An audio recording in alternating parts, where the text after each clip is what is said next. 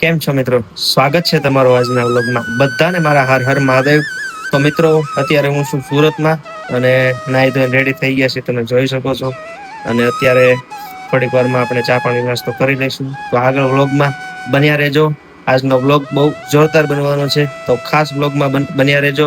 અને બને તો હર મહાદેવ કોમેન્ટ કરજો.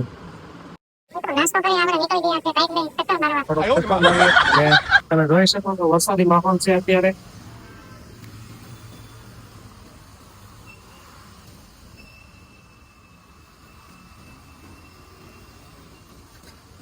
અત્યારે ઘરે આવી ગયા છીએ, રસોઈ ને એવું કમ્પ્લીટ થોડીક વારમાં થઈ જશે. પછી જમી કારવીને આપણે થઈ જશું ફ્રી. રાંદલ માતાજીનું વ્રત પૂજન અત્યારે વ્રત દરેક વારે કરે છે.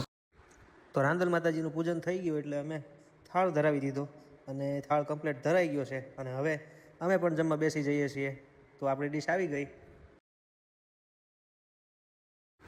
તો મિત્રો, જમીને આપણે નીકળી ગયા રેલવે સ્ટેશન જવા માટે.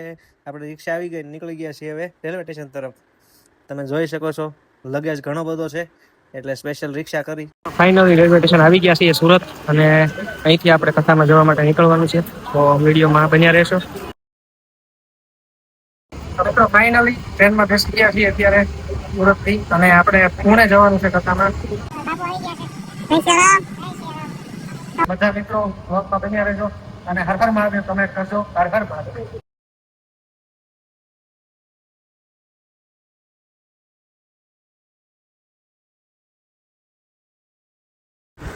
તો મિત્રો, અત્યારે આપણી ટ્રેન ચાલી રહી છે એકદમ પહાડી માર્ગમાં, જ્યાં આજુબાજુ પહાડ અને ઊંડી ઊંડી ખીણો છે.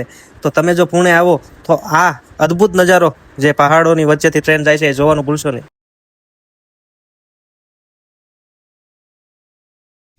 મિત્રો, આપણે પહોંચી ગયા પુણે અને આપણને લેવા આવી ગઈ ગાડી. અને થોડી વારમાં આપણે પહોંચી જઈશું રૂમે, પછી જમી લઈએ. તો ફાઇનલી અત્યારે પહોંચી ગયા છીએ પુણે અને જમી કાઢીને ફ્રી થઈ ગયા છીએ. અને હવે જવું છે સુવા. તો બધા સુવાની તૈયારી કરી રહ્યા છે. તો આજનો બ્લોગ બસ અહીંયા સુધી. બધા વિડીયોને લાઈક કરજો, શેર કરજો, સબસ્ક્રાઈબ કરજો અને વિડીયોમાં હર મહાદેવ કમેન્ટ કરજો. હર હર મહાદેવ. શુભરાત્રી.